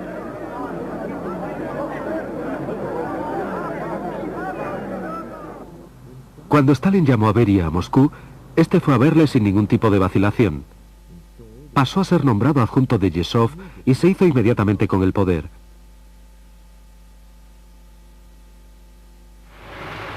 El 9 de diciembre de 1938, la prensa anunció su nombramiento como jefe de la NKVD. Yesov, como su predecesor Yagoda, fue denunciado y desapareció, así como los miembros de la NKVD que habían estado a sus órdenes, los mismos gloriosos hijos de la madre patria, como recientemente habían sido llamados en el Kremlin.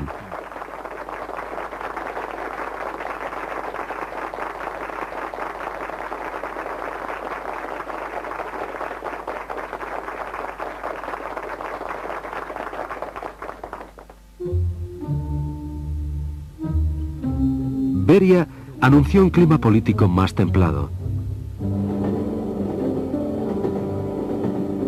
Varias docenas de prisioneros del Gulag fueron liberados, entre ellos Konstantin Rokossovsky, Andrei Tupolev y Lev Landau. Pero nuevos prisioneros ocuparon su lugar.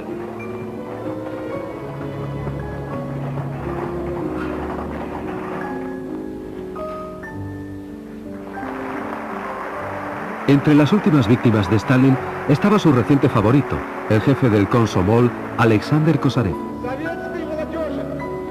Para la juventud soviética, no existe nada más valioso que nuestro gran partido comunista bolchevique y nuestro querido camarada Stalin.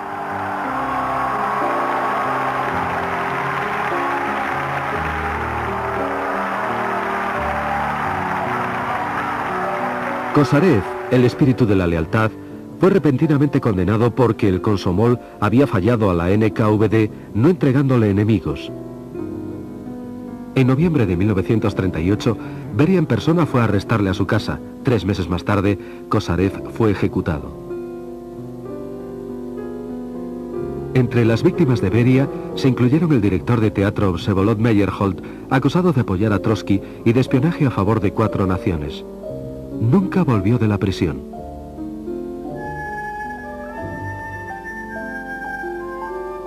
Su mujer, la actriz Zinaida Reich, fue acuchillada hasta la muerte por los asesinos de la NKVD. El periodista Mikhail Kolstov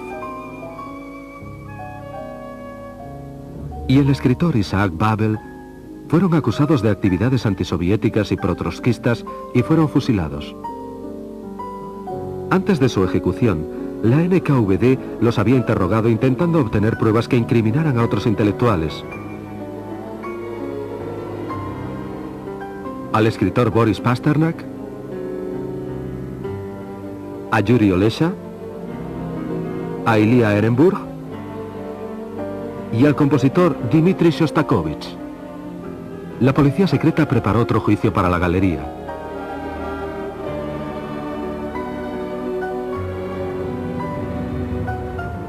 El clima político más templado de Beria no acabó con las torturas de los prisioneros. Beria participaba en ellas personalmente. Calladamente, los camiones encargados del reparto del pan se llevaban los cadáveres de los que habían perecido al crematorio. Sus cenizas eran esparcidas por los campos de una granja colectiva cercana a Moscú.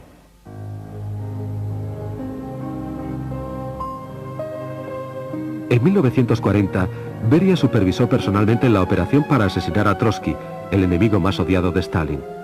La NKVD reclutó a Ramón Mercader. El español golpeó a Trotsky en la cabeza con un pico de montaña en su estudio de la Ciudad de México. El 21 de agosto, Trotsky murió.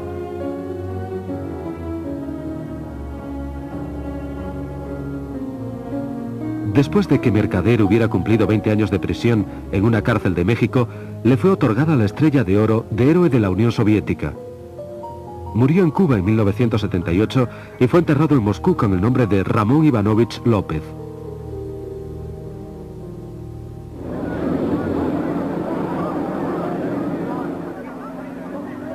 En agosto de 1940, la NKVD comenzó a purgar a los estados bálticos recientemente anexionados, Estonia, Letonia y Lituania.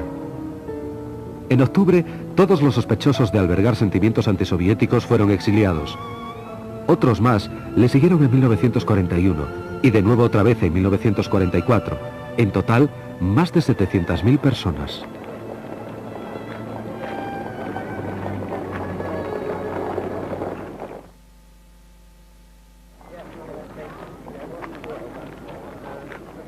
La Unión Soviética estaba al borde de la guerra. El servicio secreto militar era el área de responsabilidad del comisario de defensa Semyon Timoshenko, pero era Beria quien tenía la información más actualizada sobre la próxima invasión nazi. Él y Stalin fueron los responsables de la catástrofe militar de 1941. Stalin rehusó enterarse de los planes de ataque de Hitler y Beria ignoró intencionadamente la evidencia que en aquellos días iba en aumento. Incluso pocas horas antes del asalto nazi, Beria se quejaba ante Stalin de que los espías estaban tratando de sembrar el pánico.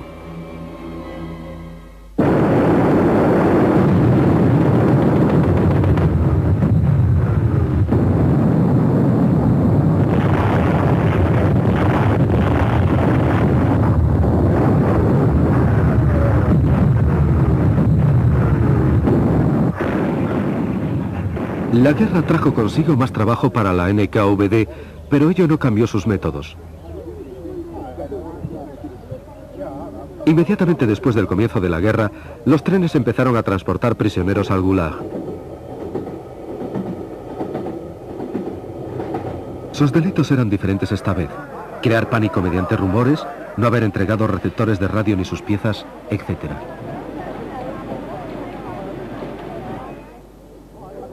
También se encarceló a soldados que habían sobrevivido a asedios.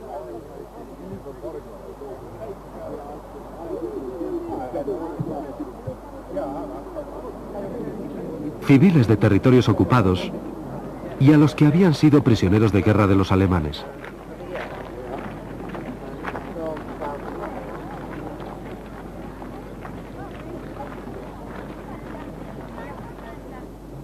Grupos étnicos enteros del interior de Rusia fueron acusados de colaboración con los alemanes.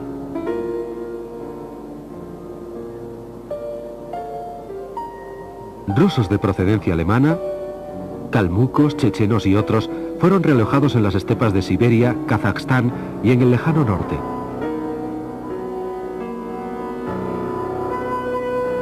Fueron seguidos en 1944 por los tártaros de Crimea.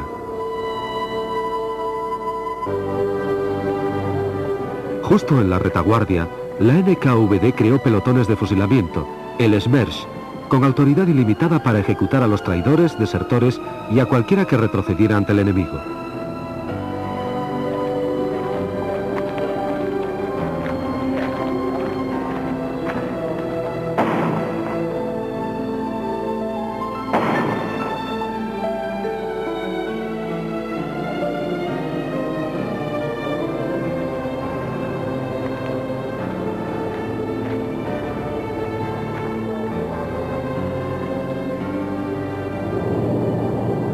La NKVD también tenía unidades de combate.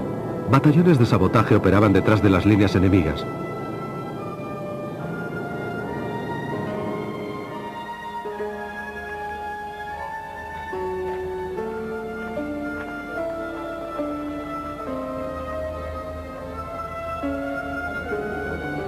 La NKVD dirigía grupos de resistencia y unidades de guerrilla en los territorios ocupados por el enemigo.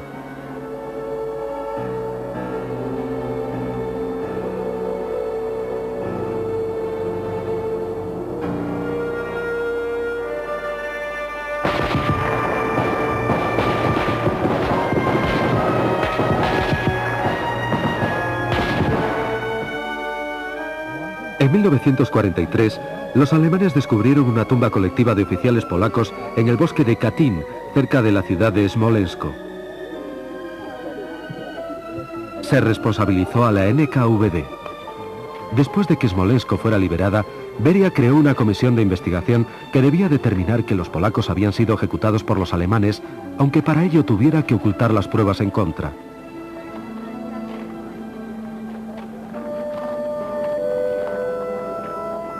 En aquellos momentos, los aliados occidentales no deseaban poner en peligro sus relaciones con la Unión Soviética y pasaron por alto el caso.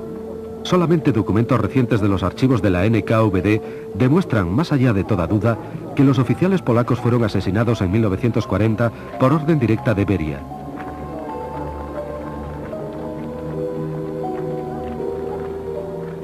También ordenó ejecuciones de prisioneros polacos en los campos de concentración cercanos a Kalinin y Kharkov. Un total de más de 22.000 oficiales polacos murieron. Cuando la guerra se acercaba a su final, había más de 2 millones de prisioneros de guerra alemanes en Rusia. La NKVD tenía que utilizar esta fuente de mano de obra. Pero solo representaba una fracción de los trabajadores forzosos que se emplearon en los proyectos de construcción más urgentes y difíciles. La mayoría eran convictos soviéticos. Su número aumentaba constantemente. Prisioneros de guerra que volvían de los campos de concentración alemanes eran enviados al Gulag.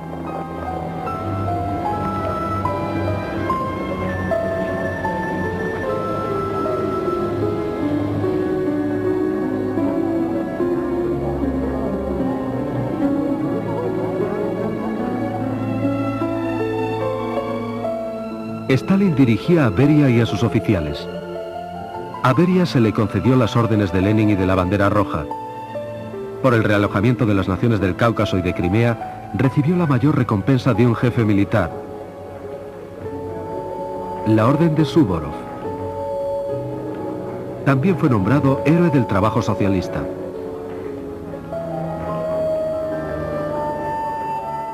Poco después de la guerra, Beria, que solamente había ido al frente 2 veces, fue ascendido a mariscal de la Unión Soviética. Acompañó a Stalin a la conferencia de Potsdam y fue designado para inspeccionar las factorías de la derrotada Alemania. Stalin continuó ascendiéndole. En 1946, Beria concentraba su trabajo en el Politburó y en el Ministerio de Asuntos Exteriores.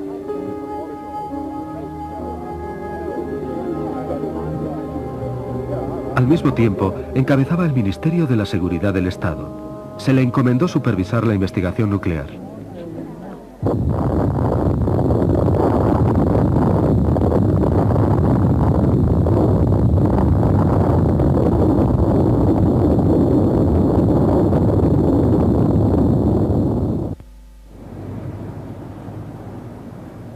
El terror continuó con la ayuda de los fieles subordinados de Beria. Dekhanosov, Goglidze y Merkulov. Se hicieron planes para otra nueva purga, en parte para suprimir al Comité Judaico Antifascista. Después de la invasión nazi, Stalin convocó una reunión de los representantes del pueblo judío en Moscú. El actor Solomon Michoels, el escritor Ilya Ehrenburg y otros famosos intelectuales judíos habían solicitado a sus hermanos de todo el mundo que ayudaran a la Unión Soviética a luchar contra el nazismo. Su llamada fue escuchada. En Estados Unidos se creó el Consejo Judío de Ayuda a Rusia y fue encabezado por Albert Einstein.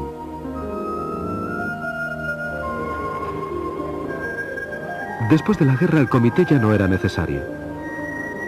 En enero de 1948, su presidente Solomon Michoels fue enviado a Minsk para supervisar unas actuaciones teatrales. Iba acompañado por un experto en arte de la NKVD.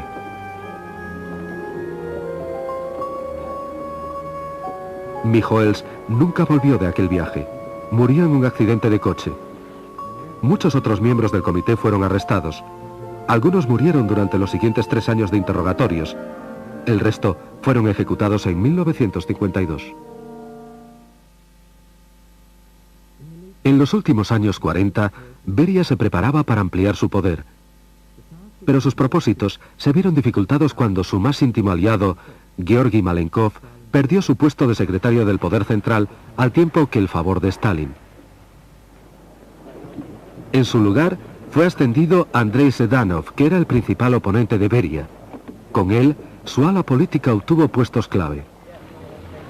Pero en 1948, Sedanov murió súbitamente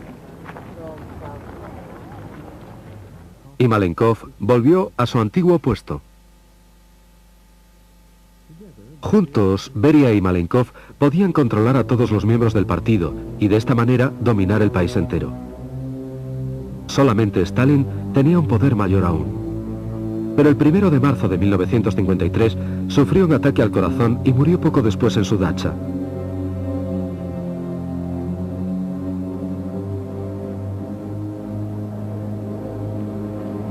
El 9 de marzo, Beria pronunció un discurso de alabanza en el mausoleo de Lenin, dejando caer que él sería el siguiente jefe del partido. Beria intentó consolidar su poder. Nombró a Malenkov presidente del Consejo de Ministros. A una sugerencia suya, el personal de la seguridad del Estado y la policía fueron unificados bajo el mando del Ministerio de Asuntos Exteriores, dirigido por Beria.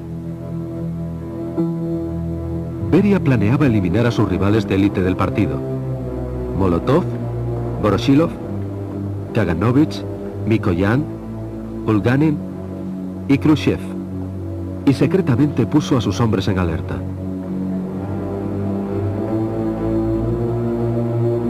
El plan falló. Dos diputados de Beria, Sergei Kruglov e Iván Serov, le traicionaron e informaron a Nikita Khrushchev del golpe que se preparaba. Khrushchev se adelantó a Beria y consiguió enseguida el apoyo de todos los dirigentes del Comité Central, en particular de Malenkov y Georgy Zhukov, adjunto al ministro de Defensa. Por orden de Khrushchev, Beria fue arrestado en el Kremlin el 26 de junio de 1953. Medio año más tarde, fue ejecutado.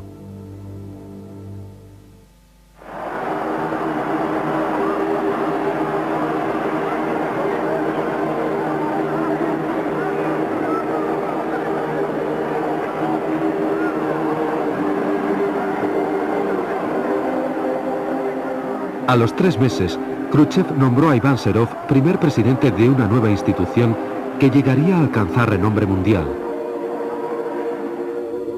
el Comité de la Seguridad del Estado, el KGB.